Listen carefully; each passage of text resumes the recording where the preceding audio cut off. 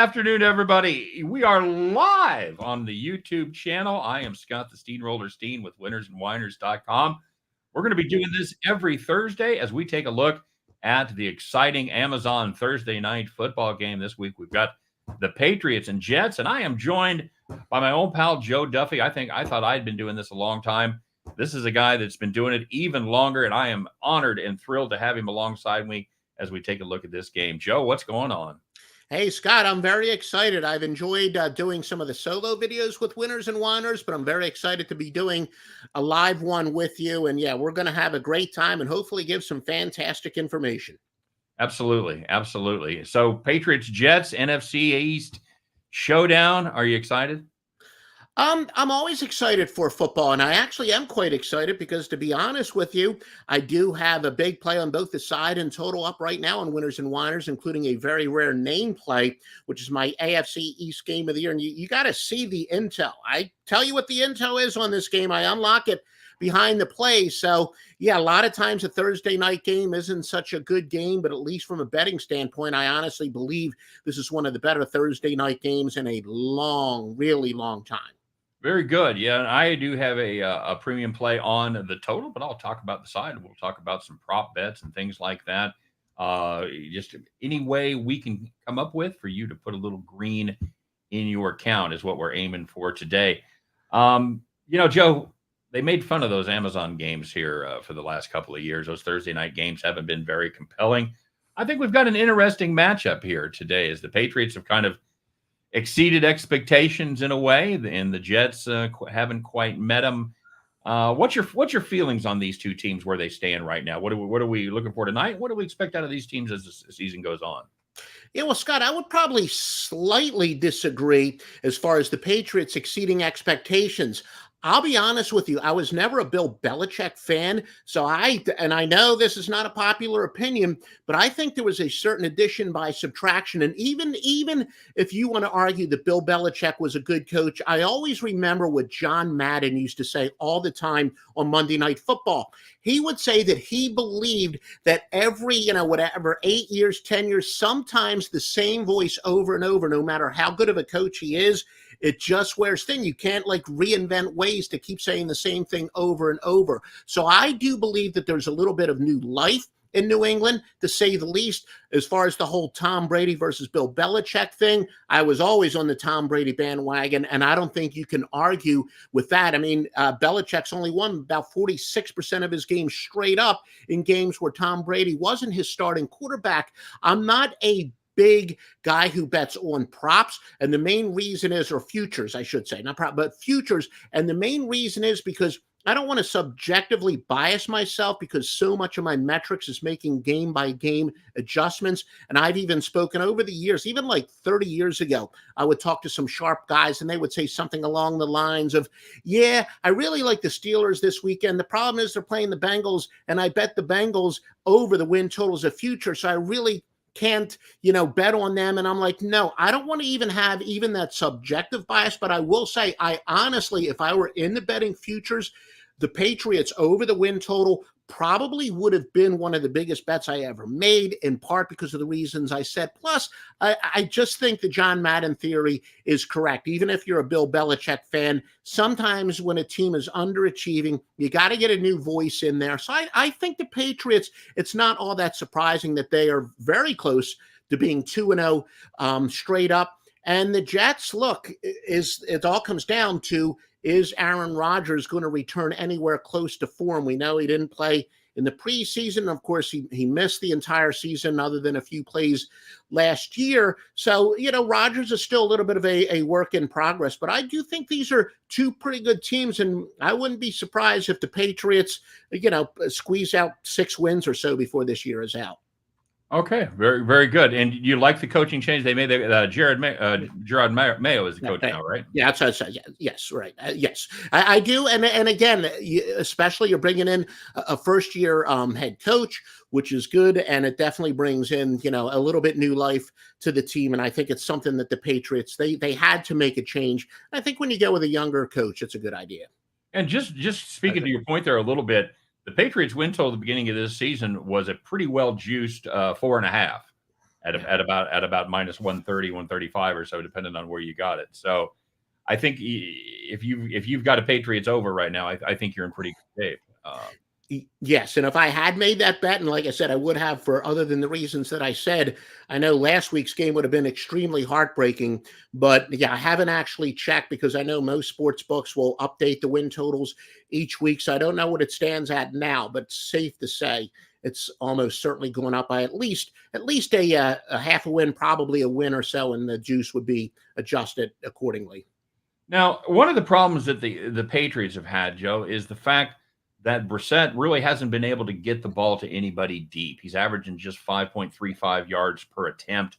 That's 27th in the league. And when you look up the guys that are 28 through 32, it is a rogues gallery of underachievers. So that is nowhere. That is a list you want to be nowhere near the bottom on. Do you think as the season progresses that will change? Do you think he'll have more confidence in taking some downfield shots? I know he hasn't had a ton of time. That certainly the New England offensive line is a work in progress. Do you look for a lot of progression from Jacoby Brissett as the season goes on, or are we pretty much seeing what we're going to get from him? No, I sure hope so because, in fact, a lot of the computer simulators I like tonight, they say that Jacoby Brissett over 17 passing completions. That's what I locked it into. That's one of the better bets. And yes, of course, Brissett's been around forever. He's one of these guys that's almost like, a John Kitna was or now an Andy Dalton is. He's right on the cusp of being either one of the worst starting quarterbacks in the league or one of the better number two quarterbacks. But Brissett, he's been there. He is a veteran. I definitely believe they're going to be making a lot of safe passes tonight. One of my simulators that I like to use, I'm not going to go this far. They actually have him completing 30 passes tonight. That's a little bit crazy. Another pretty good one has 18.9, which again, I know the props numbers can adjust very quickly. But if you can still get it at 17 or less, that's still a very good bet. And they also, a lot of my simulators say over the completions attempts, or I'm sorry, over the passing attempts is very good. But really, two of my better ones say that he will exceed the total when it comes to completions tonight. And yeah, obviously, New England has not gotten much production from the wide receivers so far. But it's always about regression to the mean. The fact that they haven't gotten much production, that's a pretty low completion total to reach. So the odds makers have adjusted. And if anything, the wide receivers very clearly have an upside. And I do think they will be making these adjustments. And I also kind of agree with the general rule of thumb is on a short week because it gives the offenses a little bit more opportunity to throw in some new wrinkles and the defense is less time to prepare. I do really like those props tonight. I kind of agree with my simulators that really most of my indicators say that Brissett should have a better than expected game when it comes to both passing attempts and completions, but I expect them to be pretty short and safe. And he may not necessarily over the yards total so much, but over the passing attempts and passing completions, I think is a pretty good bet for tonight. Very good. Yeah, he's had he's 2 games so far. He's 30 for 51, so he's averaging 15 completions and about 25 and a half attempts. And I do like your logic on this because I think the Jets are going to be able to play good run defense. I think they're going to be able to slow down Stevenson and Gibson there out of the backfield. Brissett has been really relying on the tight ends, in particular Hunter Henry. He leads all receiver. In fact, he doubles the next closest receiver, who is Ramondre Stevenson, out of the backfield. He has 10 catches. Stevenson has 5. Austin Hooper, the other tight end, has 3. But Joe, I am troubled. No wide receiver has more than 4 catches, and it's not exactly a group of household names with Austin Hooper, KJ Osborne, and Tyquan Thornton there at the wide receiver positions. So I think for this team to move forward, I think they're going to have to get those wide receivers involved. Is this the night? Yeah, Hooper's one of those guys who's had some pretty good years in the past, but I really think more so the safety valve. I've always been a big fan of tight ends, and obviously I think tight ends, if anything, are making a little bit more of a comeback as far as being used in the offense a lot more, and that safety valve. So that's why I said I think especially, throwing those short, safe passes tonight. But clearly, for that to go over the total, and I'm talking about the receptions, we definitely need a little bit more production out of the wide receivers. But coaching is about making adjustments, and clearly that is the biggest adjustment that they do have to make tonight. And I expect for the wide receivers to be targeted a lot more. They have a decent enough running game, and also, as you said, a good production out of their tight ends to keep the defense honest. But I would be shocked if the game plan doesn't say they've got to go to the wide receivers a lot more tonight. So, like I said, with a fairly low total as far as the number of completions are concerned, depending on what you can get it at now, like I said, a lot more fluid when it comes to these prop bets than when it comes to sides and totals. But if you can get over 17 completions, I think that is a very excellent bet, because I don't know how. I think in the big picture, you got to start using those wide receivers if you want to go anywhere this season. So most definitely, I would expect the wide receivers to be targeted a whole heck of a lot more. How big of a factor is it for you with C.J. Mosley? He's currently questionable. We don't have an update on him. He's been nursing a toe injury all week. Anybody that's ever had a serious toe bruise knows how much that can affect you. He's the green dot on that team, wearing the two-way. How big of a factor is Mosley if he can't go? Yeah, I do. I also saw he's questionable, which usually means that you're going to play. He's one of the better against the run. So the truth is, if he's out, that would change your game plan, where you might want to run the ball a little bit more. But yeah, he's good against the run. He's good against the pass. And really, it's an old cliche, but the running game sets up the passing game, and the passing game sets up the running game. So of course, it would be good for both your passing game and the running game. But I do think, if anything, if C.J. Mosley isn't out, that you probably would see maybe even more conservative play calling, exploiting the fact that he is very good against the run, but he's good against the pass. But I do think he's going to play. When a guy's listed as questionable the day of, he usually plays. I would agree with that.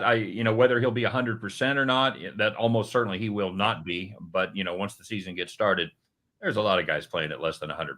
Let's be honest. But yeah, this is a New England team that's run 126 plays so far this season. 75 of them have been running plays versus just 51 passing plays. They are a team that wants to go out there and punch you in the mouth, establish the run game to set up the short passing game.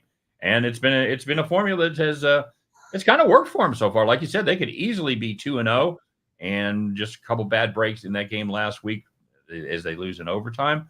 So yeah, I'm kind of looking forward to this one. It kind of, on paper, it sort of looks like another kind of boring Amazon Thursday night game, but I think there's some things to watch in here, and I think there's some opportunities to make some money. I do like your passing prop there, especially because you have the possibility of the Patriots getting behind and having to basically eliminate the running game from their repertoire, or certainly pass a lot more than they had anticipated. So if you're sitting at 6 or 7 completions at halftime, I don't think you're dead in the water at all. I think there could absolutely be a ton of balls in the air in the second half. Yeah, and there's also the difference between the lead indicators and lag indicators. Yeah, obviously the lag indicators are the reason that there is such a modest total when it comes to the over-under on the passing completions and even the passing attempts. But like I said, as far as a lead indicator, I think there's every reason to believe they're going to open it up a little bit more. They've got to open it up a little bit more. And it also gets back to the inductive and deductive reasoning. I like to, a lot of times you'll hear people say, well, teams that run the ball better are the teams that usually cover, and this team runs the ball better, so I like them a little bit more. No, it's just actually the opposite. Teams that are ahead are usually, as you said, running the ball a lot more. Well, if the odds makers are correct, yeah, New England is likely going to have to be passing the ball, in the third quarter and the fourth quarter. So that's also an excellent point. And the Patriots really haven't had to be all that aggressive in the first 2 games. So if the odds makers are right about the point spread, they are going to have to open it up a lot more. Well, and I did promise to give a side on this one. I do have, like I said, I do have premium play on the total that is available at winnersandwhiners.com under the experts tab. And I know Joe has premium plays on both the side and the total. So make sure you check out his stuff over there as well. But Joe, I like the Jets to be able to take care of business here. I like what I saw in the second half of that game. I think Rodgers is starting to develop some chemistry with Garrett Wilson. Wilson has 10 catches on the season, 117 yards. He's done a really good job of getting Alan Lazard, that he knows from his Bear days, or from his Packers days, rather, getting Alan Lazard involved in the offense as well. And one of the things that has kind of surprised me about this Jets team, Joe, is the fact that Breece Hall has kind of struggled to get going running the football. He's been a great weapon out of the backfield, but so far in the season, he's averaging just 3.9 yards per carry. So I think Rodgers is starting to feel more comfortable in this offense, and I think that this is the game where maybe we start to see more flashes of the old Aaron Rodgers. I don't know that he'll ever be back to where he was 2-3 years ago, but I think tonight we could see a massive step forward from this Jets team.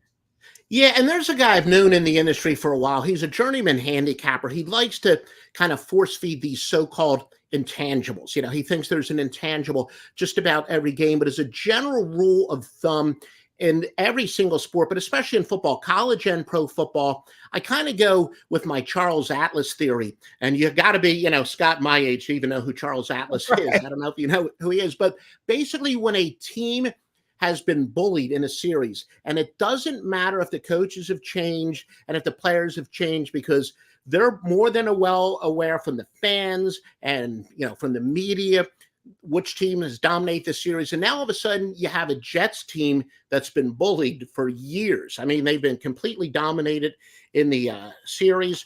And now all of a sudden the Jets are at a rare opportunity as a favorite. So a lot of times that's when I do like to see a team that is a rare favorite in a series, and a team that has been pushed around. I think you very often see that a team does take out their frustrations, and maybe there is a little bit more motivation to blow the team out than, you know, if this series had been, say, you know, 50-50 over the past 10 years. So that's one of the very few intangibles that I lean towards a little bit. You can certainly see why the Jets would be quite motivated, and they're more than aware. They are more than aware that their fans would love to see the Jets, you know, win this game by 2 touchdowns, 3 touchdowns. And I think that's something that can maybe factor in the, you know, when the digging just a little bit deeper in the fourth quarter. So that's maybe one of the few quote unquote intangibles that I do agree with a little bit. And yeah, Aaron Rodgers, look, he is a future Hall of Famer. I wouldn't maybe rate him as high as other people would as far as all-time greats, but he is still a heck of a quarterback, and I do believe he can defy Father Time. And we know that, you know, they were conservative with him in the preseason. So I think Rodgers is one of those guys. Like I said, he missed all last year except for a couple plays. He is one guy that should definitely improve from game to game. So with a couple games under his belt, this is definitely a good opportunity for him to have a breakout game. And if he doesn't improve from game to game, then suffice to say the Jets are in trouble. Very good. Yeah, and I think we pretty much covered everything that I wanted to cover. Joe, do you have any final thoughts? Any final prop bets that you want to throw a bone? Yeah, I have, you know, a lot of that stuff. I do like to look at, oh, brother, of course, my thing is ringing. I'm using my cell phone anyway. Hopefully, I thought I turned that sound off. But anyway, I do like to use a lot of the contrarian information. I hope that background noise isn't too bad. But I do like to use a lot of contrarian information. 51% of the bets, but just 36% of the money is on the Patriots. Many would argue that says that the sharp money is on the Jets. 70% of the bets, 52% of the handle is on the over. Now, when it comes to contrarian bets, I always like the number of tickets, not the percentage of money. I should say the percentage of tickets. And that's because, to me, betting against Jelly Bag of Donuts, the guy who's betting $5 and $10 a game, that's the public you want to bet against. So that's why, if anything, the $5 bettor is more important to me than the $5,000 bettor when it comes to contrarian bets. And even years ago, I had a prominent local bookmaker. He said, even though he was taking, you know, dime bets and 2 dime bets and whatnot, he still liked to have parlay cards because he would like to actually bet the games with somebody else. He would compile those guys that are betting $10 on 14 parlays, and he would basically fade all those guys. So that's something, there's no clear contrarian thing here. I do like to use several simulators, a lot of the public ones. Betting pros, they have the Jets at 6.5 and 38, so no huge advantage there. Massey rating, they've been around for a while. Massey's been around for a while. He's got the Patriots winning in an upset, 20-17. Sports lines got the Jets 22-13. The under is covering 61% of their simulations. The Jets are covering 56. BetQL, Jets winning 25-16. Stat Sharp, I'm not a big fan of them, but they do have the Patriots winning 16-15. So no real clear AI. I use AI, artificial intelligence, computer stuff. Some of the sharp guys that I do trust, either a couple people out there who I like for my prop bets. I got one sharpie who likes Antonio Gibson under 1.5 receptions. It's also a best bet from another simulator, one of my top simulators. That is their best bet, actually, under 1.5. You mentioned Breece Hall, over 30.5 yards. The Patriots over 30.5 receiving yards. You talked about his rushing. The Pats have that funnel defense, which is great against the run, so against the pass. And, one of the sharps believes that's going to open it up, that Hall is going to be targeted, and he should go over 30.5 yards. Will McDonald for the Jets, Will McDonald the fourth, over 0.5 sacks. New England's banged up on the offensive line. They're out one guy, a couple guys are questionable. So we look for McDonald to definitely do a lot of blitzing, and he only has to get a full sack. Well, a half sack would, of course, push.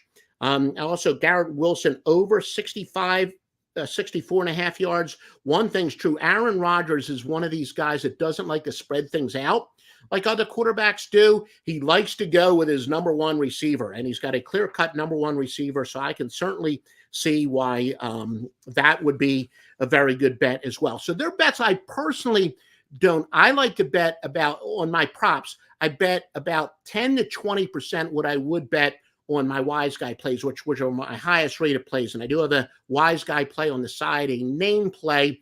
So I would bet, 10 to 20% on these prop bets. But I do have both some simulators I use and some sharps I use. I always say I'm one of these guys that's more an advanced analytics and AI guy. I don't know the personnel inside out the way other people do, but there are opinions that I trust. And especially when it comes to the prop bets, I do like to, borrow their knowledge, so to speak. But so there's some of the prop bets that I'm looking at. Very good. And you did bring up a great point that I wanted to touch on before we got out of here. The New England Patriots offensive line is absolutely decimated right now. They are missing the entire left side, as Vidarian Lowe and Sidey Sow are both going to be out for this game, the left guard and left tackle. The center, Dave Andrews, and right tackle, Mike Onwenu, also carry designations of questionable. Layden Robinson, right guard, is the only one officially healthy for this game. So that could definitely have an impact on the offensive side of the ball for the New England Patriots. Yeah, no question about it. I know that there are a lot of people out there that say games are won at the point of attack. I'm still one of these, give me star receivers and star running backs, but you cannot underestimate the importance of offensive linemen. And I think if anything else, especially when it comes to those sack props, I think really having some offensive linemen out there is definitely where they can really be exploited. So I do like that prop bet for sure. Very good. All right, Joseph, thank you very much for joining us. I want to thank everybody that was watching us live, everybody that's going to be watching us throughout the day. We're going to try to do this each and every Thursday about this same time, 1:30 Eastern, 12:30 Central, and we'll break down the Thursday night matchup and see what we come up with.